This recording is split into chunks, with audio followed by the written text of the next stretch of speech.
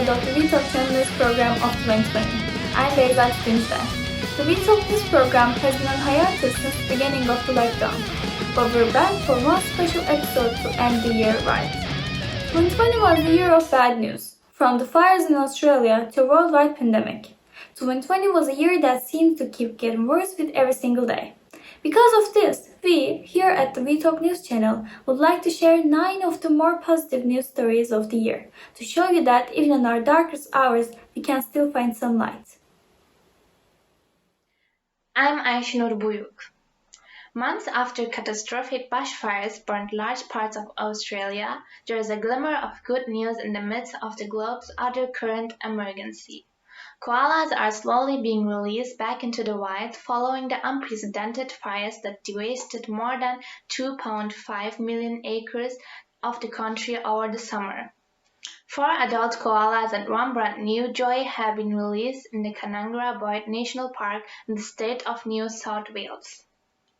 They are the first of 12 koalas rescued from the Blue Mountains area during the bushfires, which have been sheltering at Sydney's Taronga Zoo since January.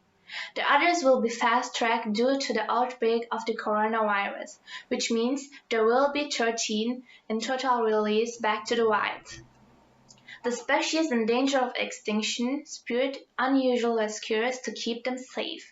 Teenage boys in Australia went out collecting as many injured koalas as they could, and took them to a vet to recover from their burns.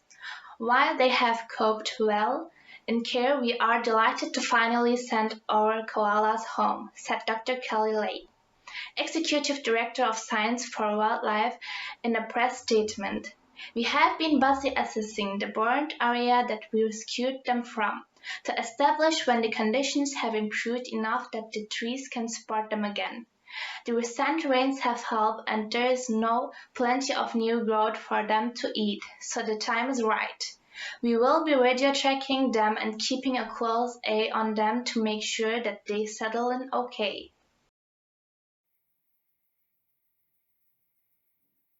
Hello, my name is Amyir. Drive-ins are a thing again during the coronavirus pandemic. The promises of a shared entertainment experience from the comfort of controlled, socially distant environment has flew with the drive-in resurgence, and movies are only part of the offering. With the most live events being put on hold due to the global pandemic, the drive-in movie theater became the COVID summer go-to. In cities around the world, ideal shopping mall and empty parking lots hosted ad hoc screens for pop-up community movies, while existing drive-ins expanded their offering to include concerts, art shows, and stand-up comedy performances. Miami's Hard Rock Stadium turned the football field into a giant outdoor cinema, and in July, Boynton Movie Theater even popped up in Key Biscayne, Florida, complete with a 60-foot floating screen showing older movies. Helps keep costs down, but regardless, the movie selections appear to be secondary these days. What matters is the experience, and in these times of being locked down at home, shared experiences are worth a lot. In the world of sports, Turkey had a lot to offer this year. Formula One, also known as F1, is the highest class of international auto racing, and it was also full of surprises in 2020. Most of the Grand Prix had been postponed due to the COVID-19 pandemic, and the schedule was changed many times. Some of the races were replaced by others. After 9 years, Formula One returned to Istanbul for the Turkish Grand Prix. According to the fans of Formula One, the Turkish Grand Prix was the most exciting race this season. At the end of the qualification stage, we encountered an unexpected starting grid. Lance Stroll took the pole position for the first time in his career and constructor champions of the 2020 season. The Mercedes team had to start from behind. The race was also exciting. Lewis Hamilton won and was crowned world champion. It was his 7th world title, and he tried his world championship with Michael Schumacher, a German pilot and F1 legend.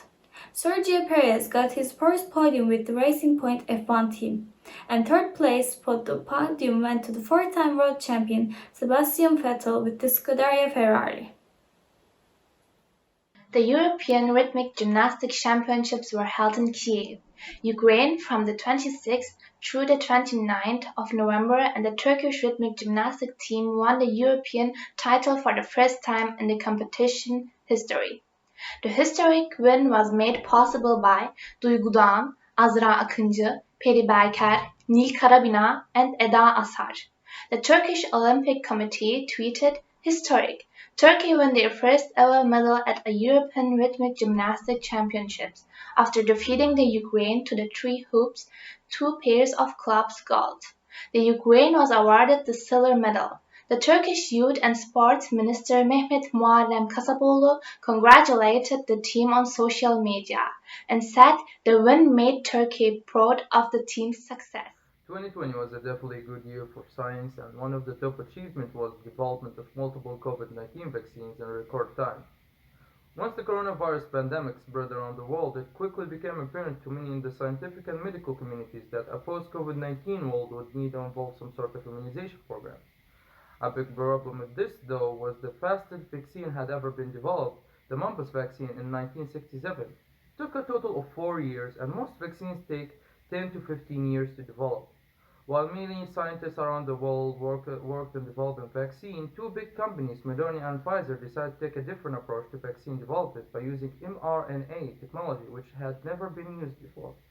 Because of the new technology, clinical trials took significantly less time, and by the end of 2020, 2 viable vaccines were approved and ready. The Pfizer vaccine was developed by 2 Turkish immigrants in Germany, Uğur Şahin and Özlem Türkçe. Şahin, who was born in Iskenderun, Turkey, moved to Germany when he was 4 and met Türkçe when they were in university together.